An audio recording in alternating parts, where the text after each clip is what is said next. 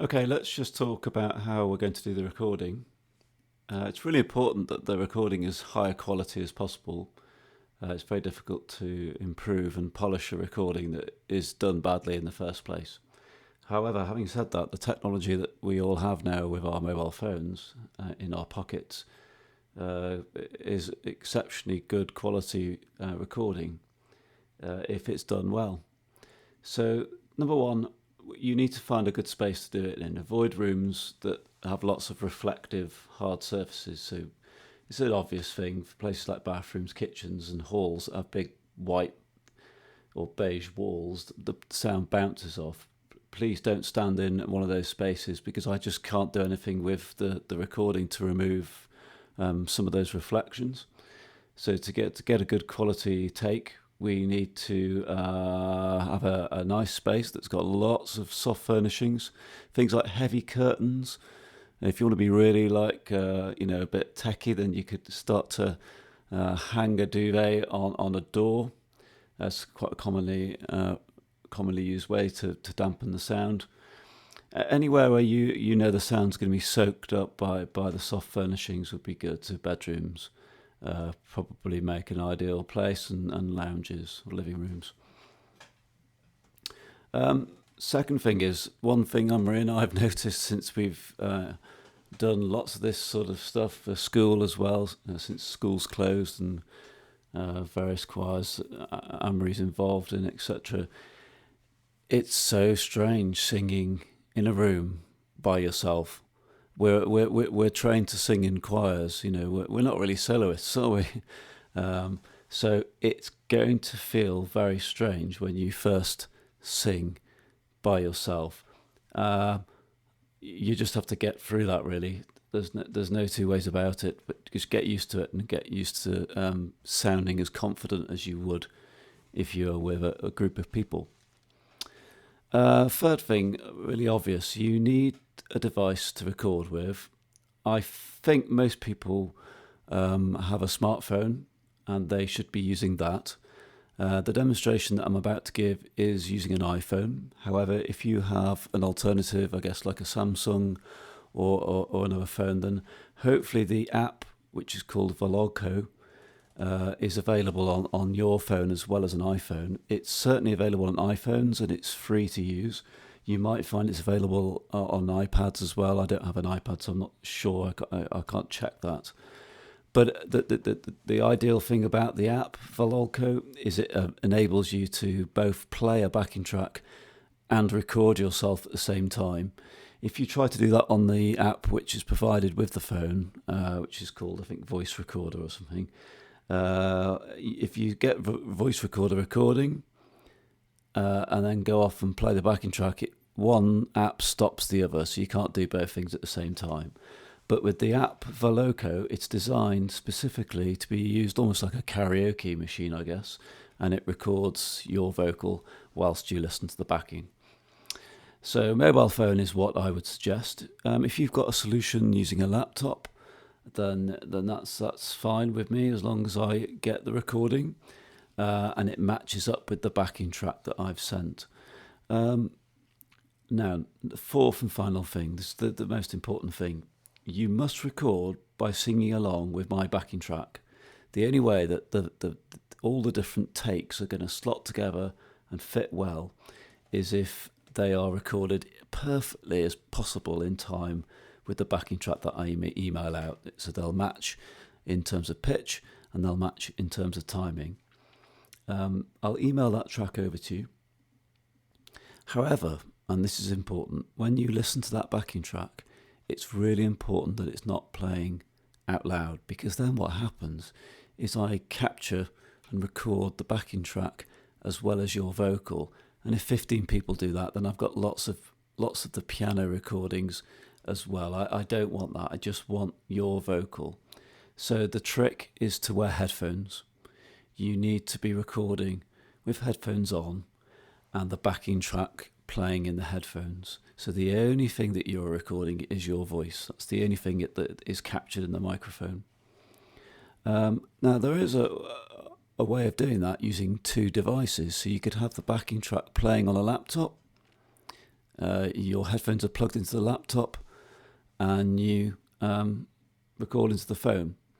You might have two phones, so you could plug headphones into one of the phones, listen to the backing track, and use the other phone to do the recording. If that's the case, then you can ignore what I said about the Apple or Android built-in voice recorders. That's fine, because you're not going to be attempting to play back and record on the same device. But if you want to use the one phone, one single device, to be able to play back the backing and record at the same time, you need to carry on listening to the following tutorial, which uses the app Voloko. Great app. It enables us to do exactly what we need to do in this setting. Okay, so I'm going to talk you through how to use an app called Voloko to record yourself on your phone. You will need a pair of headphones, and you'll need those plugged into your mobile phone, and the mobile will need to have a good connection with the internet, either a data connection or on Wi-Fi.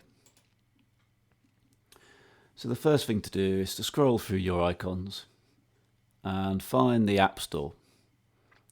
And you can see there you've got a nice mugshot of Chris Whitty waiting to give you his advice. And we're going to ignore that and click search, bottom right, and type into the search bar Voloko, which is V for Victor, Oloco. And then you can hit search, and the first entry to come up in the search is the app that we want. It's got like a black background and a sort of blue V shape with some pink at the top. When you've found that, you'll see the cloud with the down arrow, and you can download that app. Yours might say get, because you probably haven't had it previously. It'll take a little bit of time for that to download. When it has downloaded, we're not going to open it quite yet. What we next need to do is go and find the backing track, which you're going to be singing along with. Now, I've emailed that to you, so you're going to go to the place where you would normally retrieve your emails. Now, for me, that's my mail app, which is the blue icon with the envelope, and you can see that there's one unread email there waiting for me. I go to the correct inbox, open up the email, and there you are. You can see that there's an MP3 that I've emailed with the accompaniment for There Is a Green Hill. Scroll to the bottom of that email, tap on the file, and it will download onto your device. Tap it again to open it. You don't need to play it at this stage. What you're looking for is the blue box with the arrow at the bottom left of the screen. If you tap on that, you'll then be given a menu. What would you like to do with that backing track? We're going to save it to files. So you can see there's a grey icon and a text underneath, save to files. So click on that, and you'll be given the choice of where you'd like to save it to.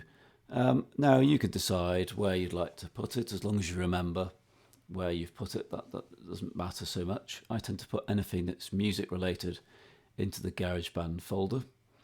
So I think that's where mine is going to go. And you tap add. Like I said, you don't need to play it at that stage. You can go out of your mail app. And now we're going to go into the app Voloko.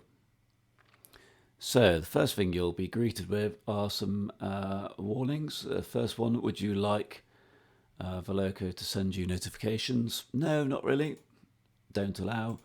Would you like to access the microphone? Yes. Okay, we have to use the microphone. That's the whole point of what we're trying to achieve. So click OK. Notifications don't allow. And you're met with the home screen. Now, the button that we're going to be using is the plus symbol at the very bottom of the app. It's got the blue and the pink stripe. Click on that plus symbol, and you'll be taken to the main page. On the first time that you use the app, it gives you a few top tips of various controls, so you can tap your way through those just to clear the screen.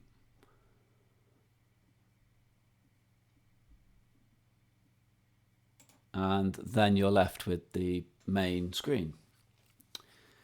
So quite obvious is that we're going to be in a moment tapping record to record our voice. But before we do that, we need to tell it where the backing track is. So you can see there's an icon with what looks like a little quaver on the left hand side of the record button. If you tap that, you'll be given the menu for Loco Beats, iTunes, browse or cancel. Now we're going to browse to find the file that we need. So we click browse. Now, if you've remembered where you put your file, then you could browse to find it, but it's probably easier if you just look at the recents, and you can see the most recent file there is the one that we're after. So there is a green, and accompaniment is abbreviated to OMP. So it's that one at the top left that you're going to click on. And you select that. Just showing the browse folder, but we're going to use recents, and it will import the track. Now you might not be ready quite to record, so one thing you can do at this stage is press the play button and you'll get the backing track playing back at you without recording. There's a few settings we do need to adjust. One of them is found within the mix section. So you'll see the buttons on the right hand side in a column. One of them is called mix, and that brings up a title which says volume, and you've got your vocals volume, which is your vocal you're singing in. You've got the volume of the backing track. Now have a look at this. We've got an effect, and it's a pitch correction strength. So this is auto tune. So in the world of pop and jazz, I guess a lot of artists now assume that they will need to correct their tuning. Of course, we don't need to do that. So we're going to turn that right down from 90, right down to 0. Let's not cheat. Okay, no Simon Cowell going on here. It's going to be a purely natural performance. So that's on 0. Good. So I think we're ready to record.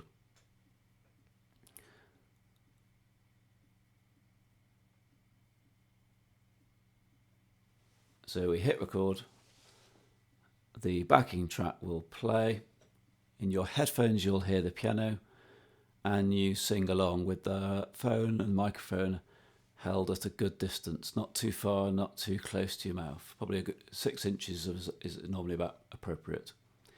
As you sing, you can see the waveform in the middle of the screen lighting up to show that it's receiving the sound. I've just recorded 30 seconds or so just for this demonstration.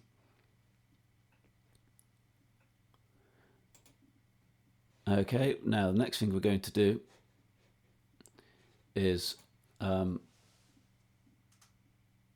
a little listen back to your recording. It might be that it didn't go very well, and you could go back. Top left, there's an arrow to go back, and you can do it again. Let's assume that's gone well. You're now going to mute the backing track. Now there's a little quaver on the left hand side of the screen. You'll see now that mine's got a line through it to show that I've clicked it, or tapped it I should say, which mutes the backing track. So we're going to mute the piano, and you're going to just send me your audio. So this is just the audio that you have recorded, not the audio plus the piano. I can't remove the piano if you send me that. All I need is your audio. So that's clicked, and we now tap next at the bottom right.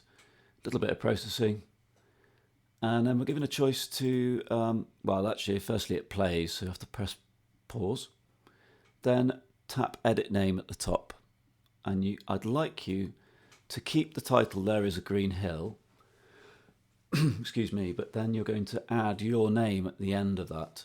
So there's a green hill. I'm going to type in Ben. Okay, and then rather than click save on the pink button, the next thing we do is we're going to click share as audio, and that's the bottom left. It's a quaver button. It's a circle with a quaver inside it. And you're given lots of choices about how to do that. I'd like you to email it to me. They shouldn't be particularly big files. hopefully email will work. If we run into problems with that, then we might need to select one of the other options. But let's see if we can get it to email.